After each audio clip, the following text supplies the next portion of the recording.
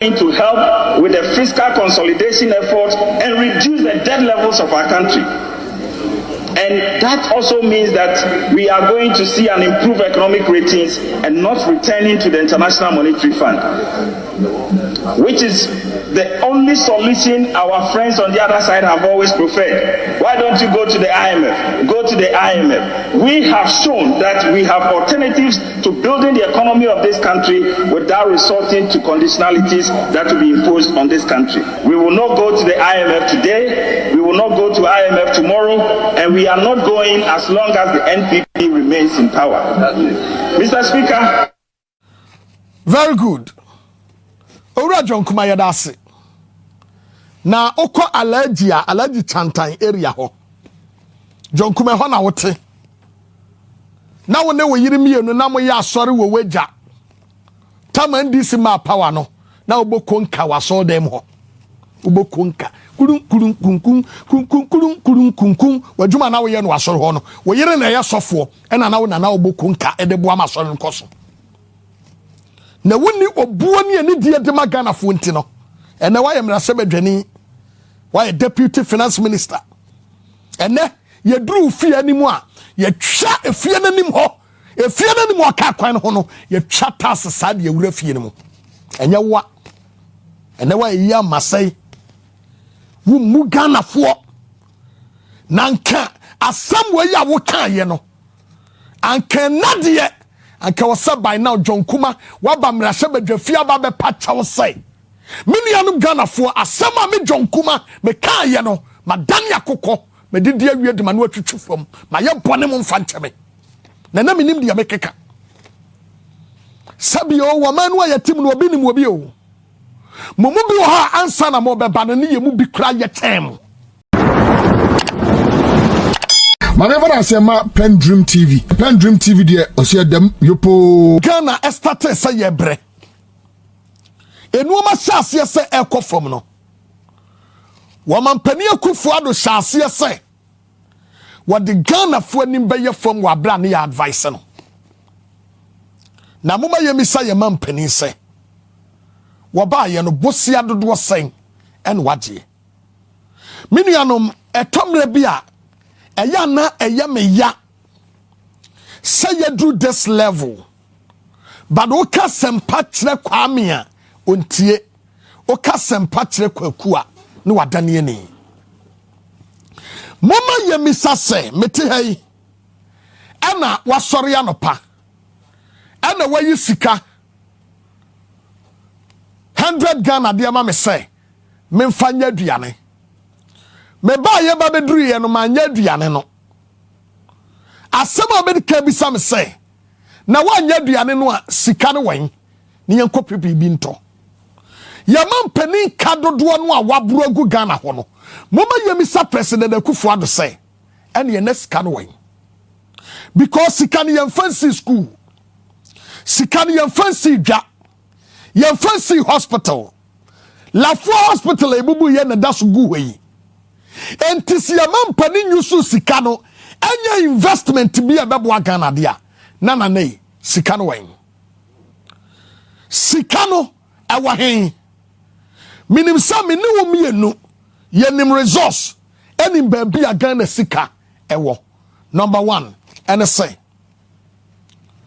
woman pani Akufo Addo at the expense of Ghanaians no person will live a luxurious life. Abraba na nado papa entumi amfama no. Abraba wonu asase se wo bobra no wantumi amobida no. Eno yo na gyen se yama na di mampani a obedi no yeso. Eto mampani Akufo Addo shase se wo de alupre ebe transit. Eti Ghana for private jet no ayato no. Otuko kosi Togwa ni wa for private jet wo ho ya de adwaye wom de ampasim de yaya swimming pool wom ni owo ba bi ohwe movie ahodo wo film pono na amani take ya rise de owo sanu mani nyina wom na wa rente na wada na wakwa kosi Ghana nan no wasa akoda aguye so no wasori abetna wabra Ghana fo eka se omampani Akufo-Addo wo bo oman ne kadodo na tobo ase no Gabi Asare Ochereda Akoba Bonte beka se ye ka de costa yenya na emom ye bisa se emfaso ben ene yenya no so mom ye misa ye mampani se akwantuo dodo a wotu ye no sika was spending ye no emfaso ben no de bre Ghana fo wamampani na Nadu Dankwa Akufo-Addo to me 2 cars more than 60 was here quarter around Ghana no a tough fuel agum and no kukudro beka Ghana for say was spending more than over 12 billion at the Assisa car ties within 6 months. And you think Ghanaians young prince misa na sabim preduasa adwene ni nyina akwa ya say we de onye we dia wayakani animguase fatani ntino yemfa sa meni anum Ghana fo se mama yan sori misanse misa $600 million na abano emeye hwe. Let me tell you some things. IMF amaye bail out conditionalities are omodi amaye no anu o hye echen wuwu akoma mu owu akurom any IMF conditionalities somebody am this time no and worship her. Let me tell you something. Ya wa Ghana ha. Ano mampani Akufo-Addo catch Ghana for say. Ghana ni Ivory Coast akambum. Akwakwanya a certain amount of money. No mo de say sika no e ba beboa amaku adwuma koso because Ghana koko no ewu. Into Aqua African Development Bank, Aqua $600 million. This is the same $600 million, Ababedruno. Aqua $600 million. Now, $600 million, no, ya de baby dear cocoa. I'm a Ghana cocoa no ewuno, a sorry naso. Because Wabru John Dramani Mahama ebe free ono. That crop here no kwano Ghana cocoa am ye $2 billion. It is a cocoa to me my $2 billion. Nasi ya kwaji $600 million. Adi bebo cocoa ni ho bra. Etrasa eye. Omoba ye pe eno mo katre say out of the $600 million no. Omo di mu $5 million. Adi babe man kwala chocolate yedi. Na ya nkwala anu cocoa no yedua no. Omu nibi ewa Ghana ha etiem ye omadwenem $85 million ne ye de ba beto chocolate any cocoa drink na enkwada no esori anopa no mu didi wi a ne ya man chocolate baako no de aboso Ghana suku nkwada menuanom moma yemi so mampani Akufo-Addo say sika no $5 million no ewa hin ye de ayaden it is calculated $5 million. Yeah, the quarter chocolate. Ni yanto chocolate. Na kwa debia ni chocolate da. Ne sika no nyonko adi. Ya wo man Ghana mu e kwanyo mampani Akufo-Addo e fa so misuse sika no bi na mebubo so akere wo. Ya wo Ghana ha. Ano mampani Akufo-Addo e be ka say Koko Rosso Ura John Dramani Mahama e de ma contractor no ana contract no. Wo hwa ya inflate price no. Prices no wo so do.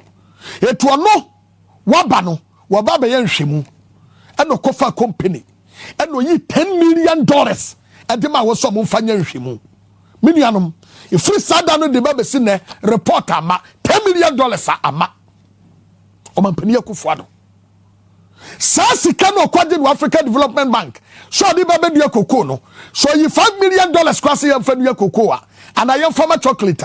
Mumisa said the rest no ya di yeden because cocoa ye chagu ya di baby sine adane kwa ye nuaye. Eti mumi ya misad say sikano wad ko hen. Mumi ya miso mampani Akufo-Addo say nansi ya started say ya kwa hochire mu no wakache say omakwa secure another sika $750 million from African Development Bank AFDB.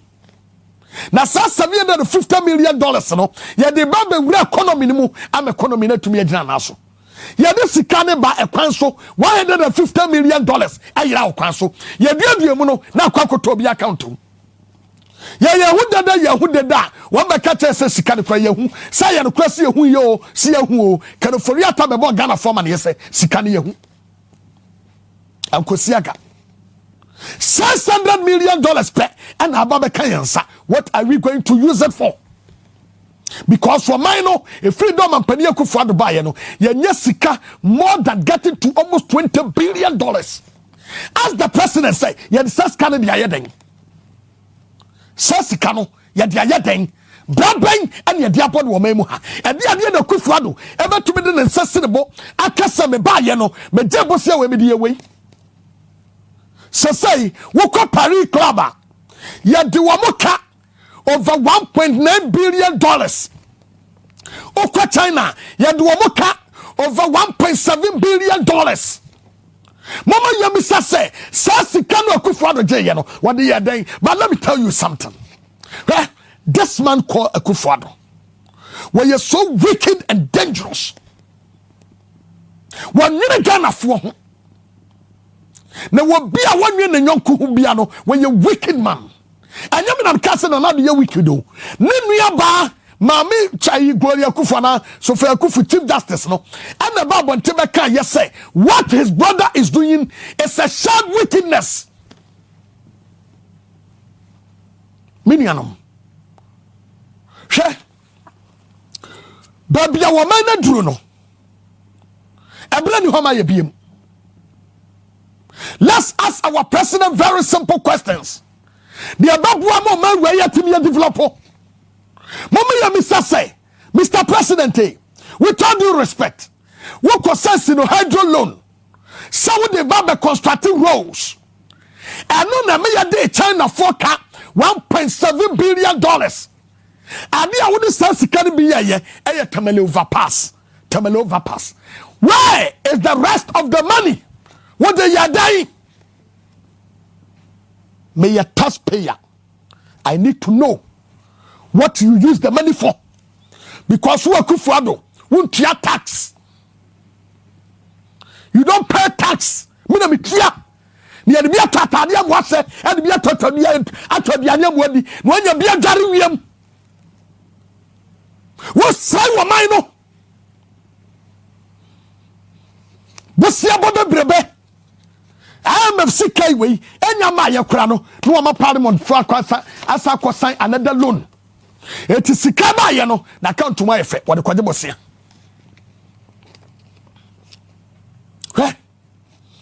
IMF enya bonsam as NPP for a portray to Ghanaians no. Na omo print a certain picture say, wo abaka se yenko IMF kura no ye before. One pro many woman penny Akufo-Addo he any NPP aban no. So woman where you serious and Kenya cool. Name serious demonstration. I'm a Akufo-Addo asori efre konya no so. I'll prove to you why. Sri Lanka had the demonstration to a man penny. I was sanka by now. Ghana for what Ghana for no. I am back on that same journey. Let me tell you the reason why. Yawa Ghana hano mampani Akufo-Addo kai kire se. Aho kire aba no. African Development Bank sika no ebe wura economy ni mu a. Ebe ma dollar no ay stable. At the same time ebe boa me economy no ay resilient. Kama e de amayen. Ye problem bia ema. Okwaje $750 million. Yahu baby scan fire na irai. Ana omusai ka biem say during that time no na sidi na hwe asia na ehwe. Etu omo yo maje so omo de says can be wura ma sidi to dollar rate no atumi agina mu kama. Ewo mu no mampani Akufo-Addo sabe ka asem biem say. Ya baba Jesus ka bi e friend E-levy. Obi asika bi obesandi bia no ahoto kakra bebam ye beti kakra na seska no aye ba betie no ebema oman no agina yi ema wo moto nyom kra kire ye se NDC fo empa oman yi ema MPB ya ne ye friends o kire ba fi osasan asase se wo de ye propaganda say E-levy no aye gie no eno ne ye de ba be yi akwan eno na ye de ba be ye Ghana ma Ghana ye yi na MDC fo no asori atia enti sabre no enkwada ne ye nuane dia yes E-levy school fees E-levy edanto E-levy ensuo bo ayedi E-levy ebeye se akobam wonan ya wo ya wuti ya wo ya woto ya wo ya wo sen ya wo ya ukoto odwe ina ukoto odwe ina wachi dompe akobam sasabro no 200 obi atobi samkai enti E-levy no ebeye se akobam etu yade bia enti E-levy ne de na nka Ghana jenkwa ano mo call parliament NDC kwaka yese program no aye face no let's go to IMF said ye be ya sa problem na se betu na ye ko IMF ntema ebeboa yen na sasam no John Kumah akasem bi omra se bedwafie na mi kotu a simple one ya kyerem ye wi an ya bo akyerem was Mr. Speaker. The E-levy is also going to help us with fiscal consolidation efforts and reduce the debt levels of our country. And that also means that we are going to improve an economic rating and not return to the International Monetary Fund, which is the only solution of our friends on the other side. Our friends on the other side, not referred to NDC4, which is the only solution of our friends on the other side. Our friends, on the other hand, have also preferred. We have shown that we have alternatives to building the economy. To building the economy. Now, the actual baby akabo baby apapa. Mama yamraha. Na yentie ensema John Kumah ka yese omo other alternatives, which is the E-levy. Eba Ghana yenko bebia. John Kumah kasamame. Mr. Speaker, the E-levy is also going to help with the fiscal consolidation efforts and reduce the debt levels of our country.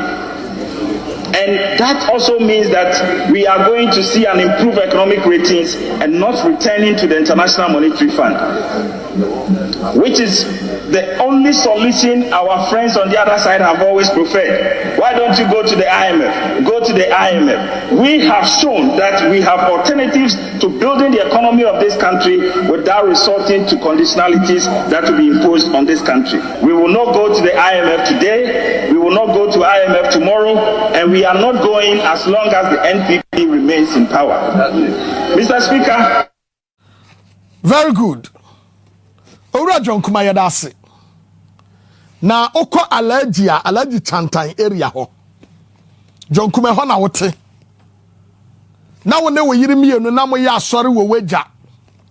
Tama NDC ma power no. Na oboko nka waso dem ho. Oboko nka. Kurun wajuma na wo ye no asori ho no. Wo yiri na ye sofo e na wo na oboko nka e de Boamah asori nkoso.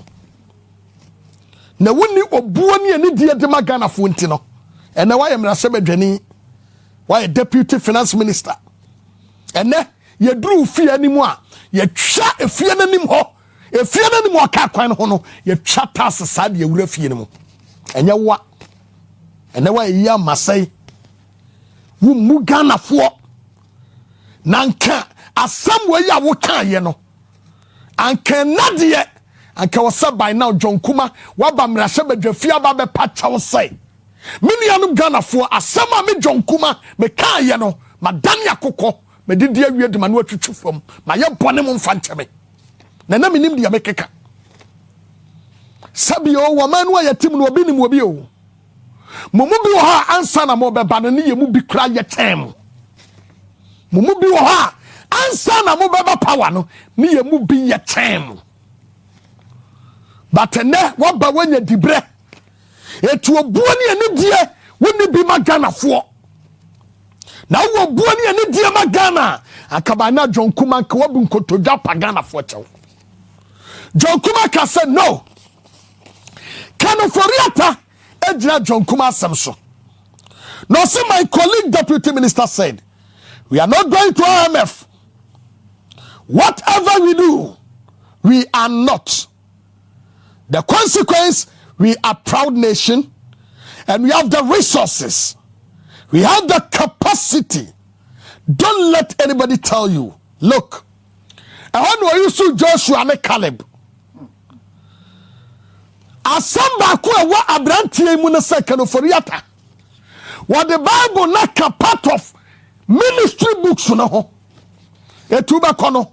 Na wo hwe Bible matu quotation de ato ho. They understand when we be sure betu de akyere no. Ehon no kofa Joshua ne Caleb de baaye.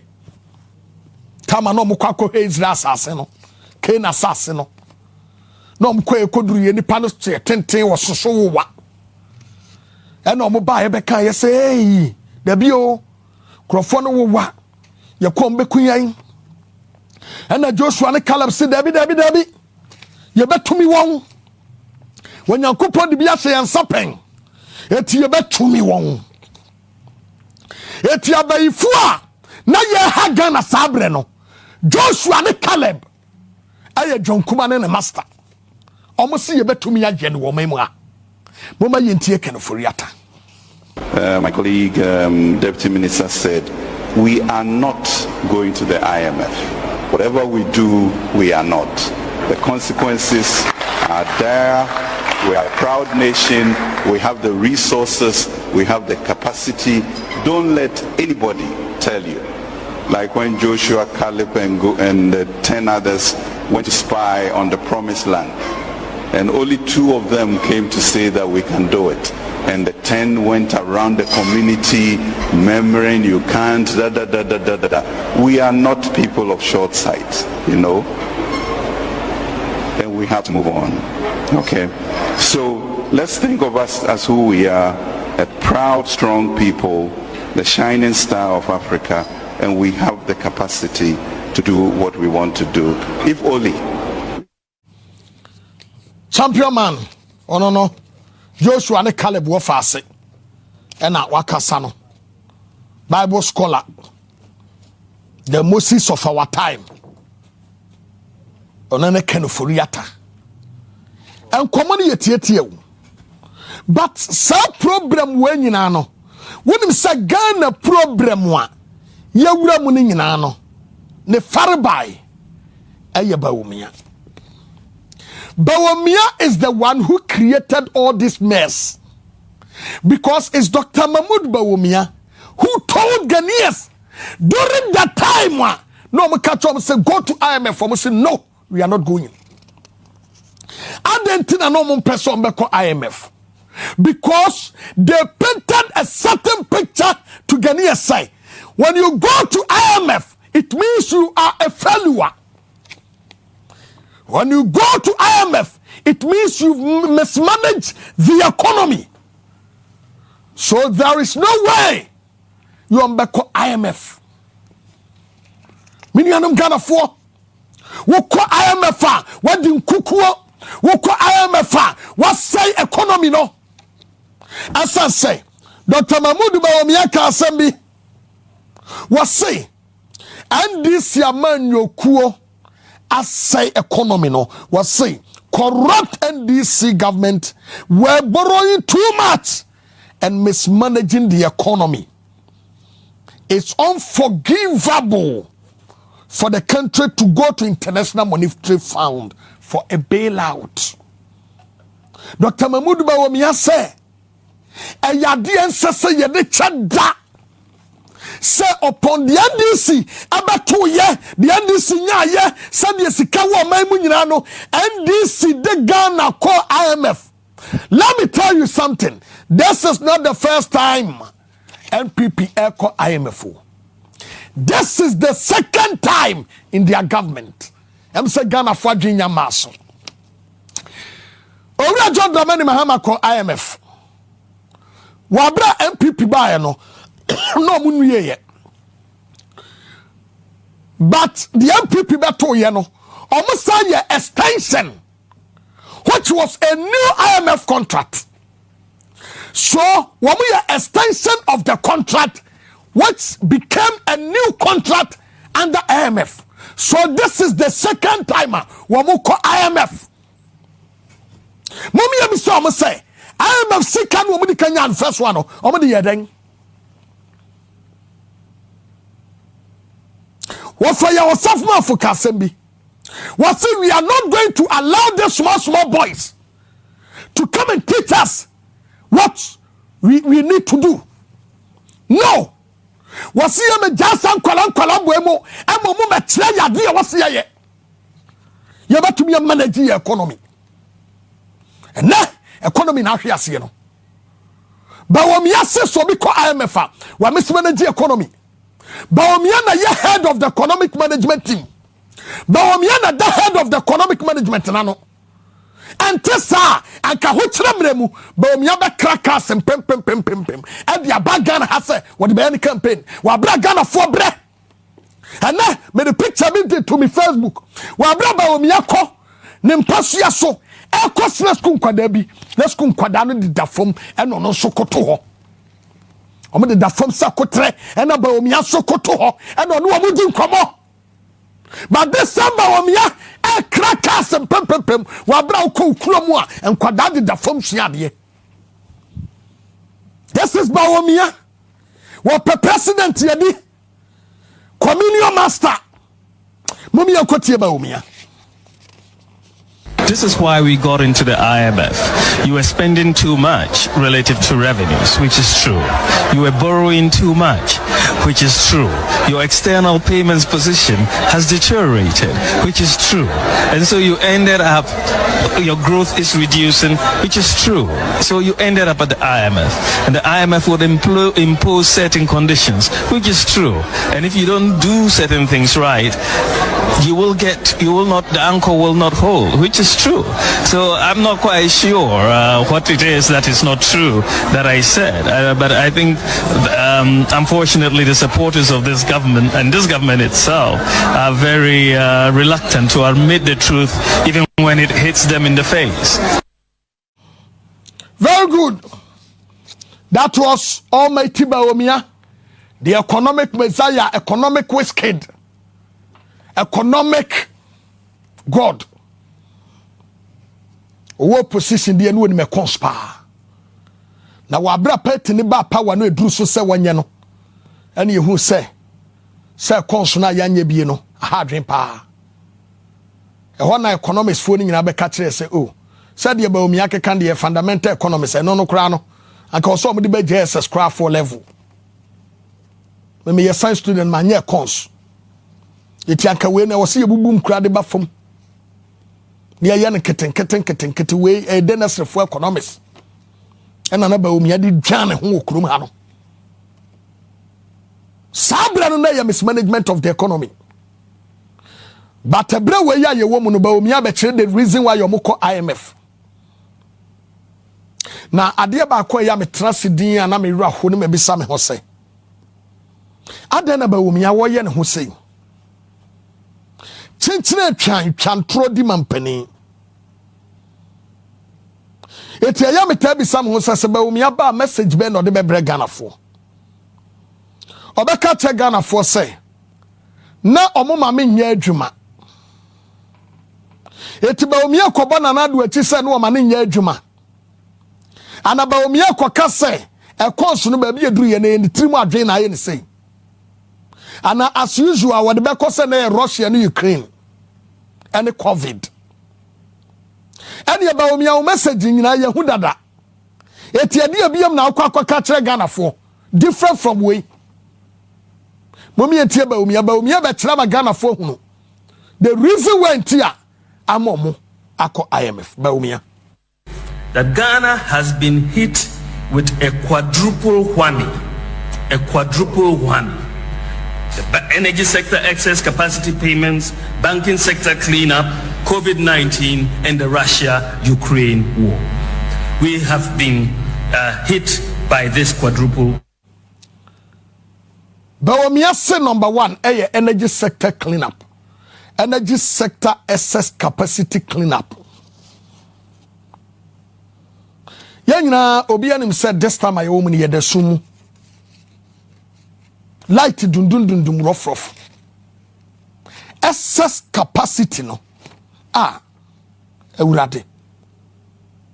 Se woni obia na dwene esha ebo bra eya na eya wo papa ebetu ohia ene ahokyere etu oba ye betu ohia ene ahokyere no woye ne se ohia ne ahokyere me na mu mempese mefa bimu ama me ma abefa mu bimu etu papa no kwajeje bosia ene wodi ye japade se ejapade wenu ameyesi ho no se dachi bi mini ho mpa me ma no atonton bia obetumi atua wonka na aka bia ebetumi save omo nkwa na nyina eti papa ne ejapade ne ba ne ba ye ba bedru ya wo sem papa hadre dodo ekafo no hyase ese omo ba eba beje omo sika wo se ekafo no me papa hadwen waboka agume ho simple logic any owura John Dramani Mahama betu dum so a na aboa no agu from 1983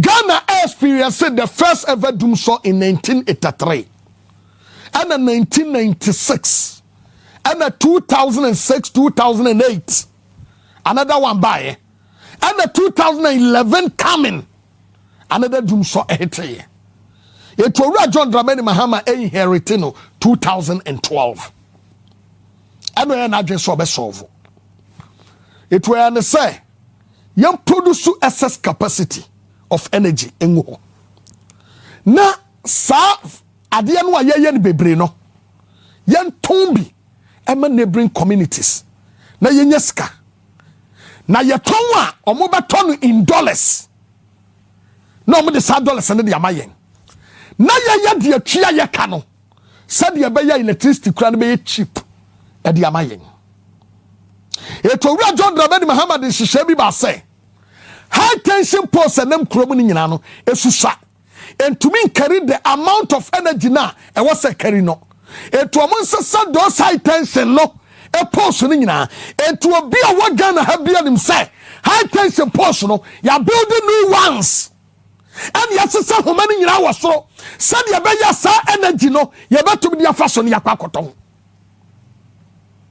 ye betum dia faso ne yakwa koton ana na du kokotwa homamu awo Kumah se ne yawie enti ye betumi de light and ye free ade akobo kena faso sa nipa no wa ye sa no ye bodo so bo se aden wa ma power na doso power no ye se adoso na ye dadum som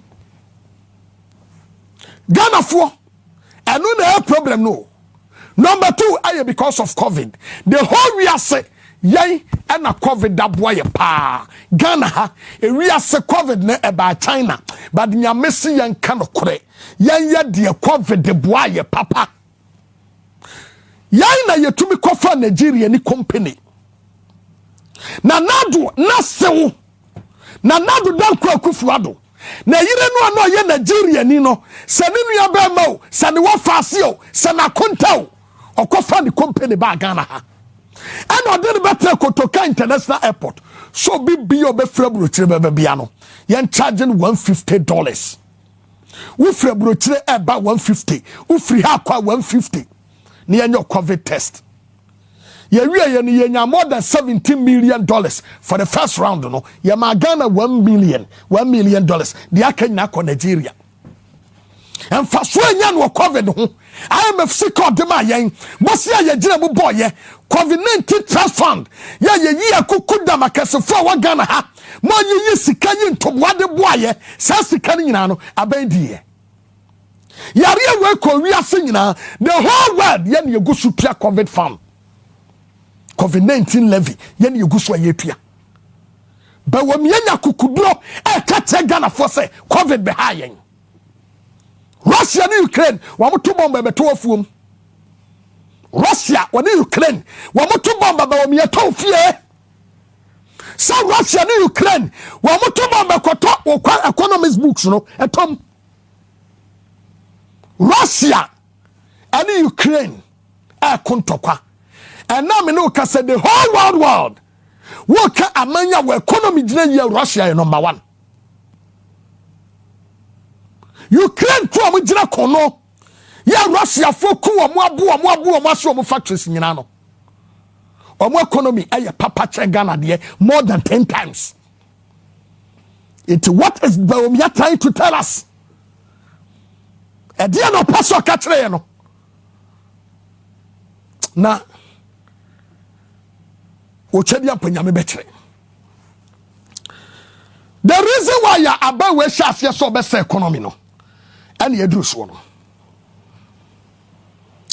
general election ya beto na menimadi nkomo bi say NPP abanya ye ne say wobema ehia wo a wo hwemi wobema na ehia wo na ho akyerew na ehia wo na ho kyerew a eduru abato a emu bonsu abako no de amaw no wagye vote because ebia sabre no se wanya sa emu bonsu abako no a wunidi broni friend cop asante for friend bonsu ya na kuruwa say for friend kwangwa cap na ayro same woman say yakọ by election ewo kumawu abrante a friend kwasi amankwa ene wagina mu ma NDC NPP nipa ne de menim ni din but yes order number 1 kwasi amankwa do number 2 na kwasi amankwa eni ana wada number 2 mesre kumawu man say edru election no a monsesa monsa no ntoma kwasi amankwa ayro sema wo mu say NPP aban eni wobuo eni die de magana fo enti abatuo na yeto no NPP fo chegari kopoma yama gari 1 cup ni ya tell say ya to number 2 what to number 1 yama gari kopoma ni ya tell say to number 1 ewrade na do ne na ban emu eni obuo eni die edi makoma uman gari no no mo chete no de hwe ana tie wonim say gari ne kra na nya 1 cup half cup 1 cup no 4 cup no wa where you half cup here tietia no ani wo mo de small cup no half cup ana de sa oh awurade MPP fo munipa Yehowa ne yehwefo oh awurade wasaba akoma no maame na tetele wo na okono gari nasa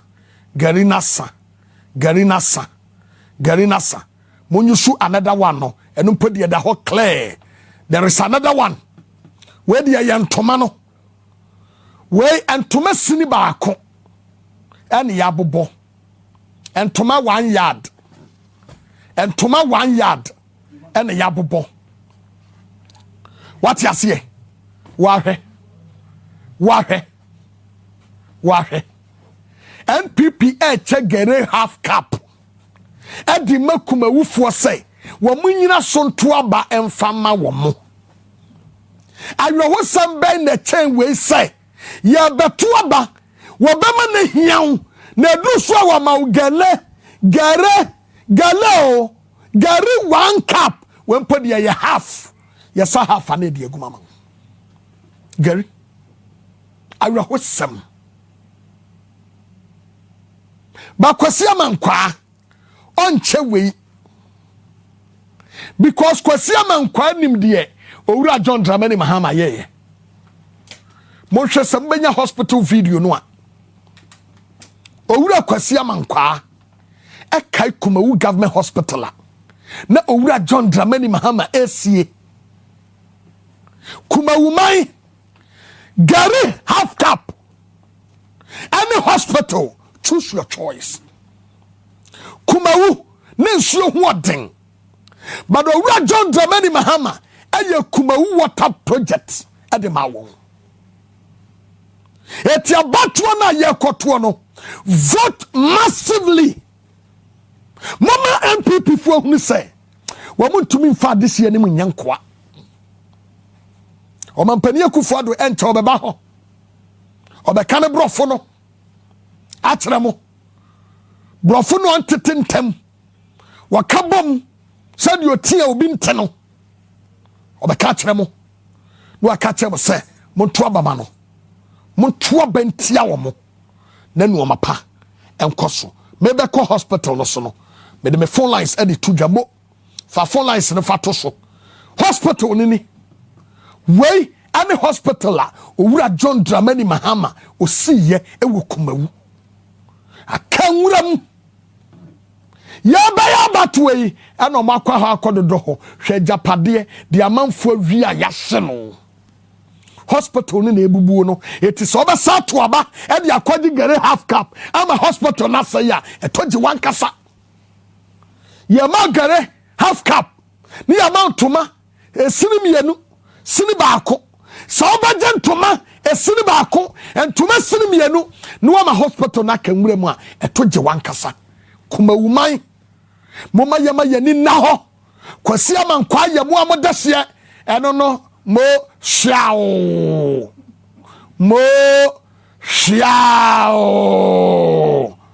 yes there be half cap ni half it was man one it wo hwa de yakoso ya papa panimu tinifie papa panimu etinifie en wode ta watwa nasene obuo ne ani di omuni enti no ye de mo half cap ema papa no ne yetwa ne video fasa video no abra biem yade mo half cap edema no emo half cap edema no na ye twa ne video aka ho wo bia ye betumi aka se wabo half naked wo bia wo kodware ya taw ne sinasene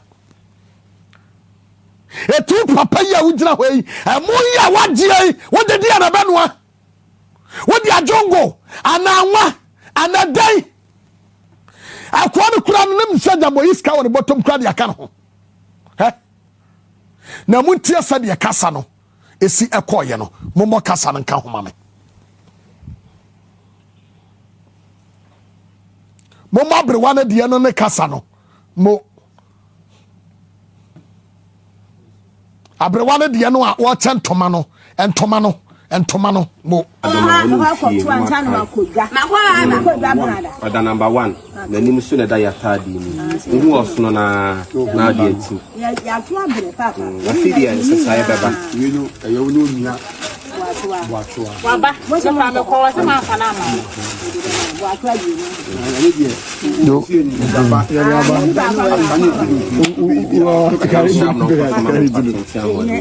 na me power ho nya me be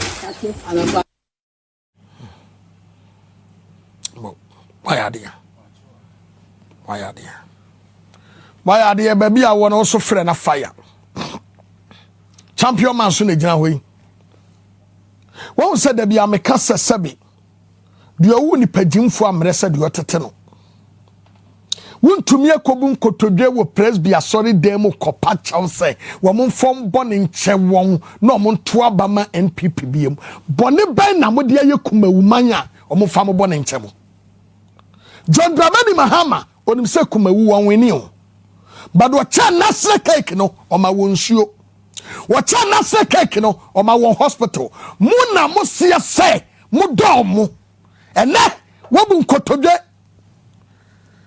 se wo bia wa kwakorapu ne yiri nua okotwa badudwa wa hemfie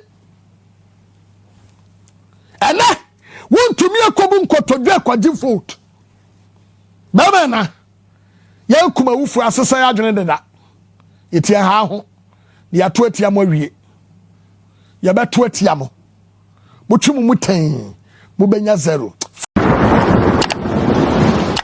Manevra asema PENDREAM TV de ose dem yopo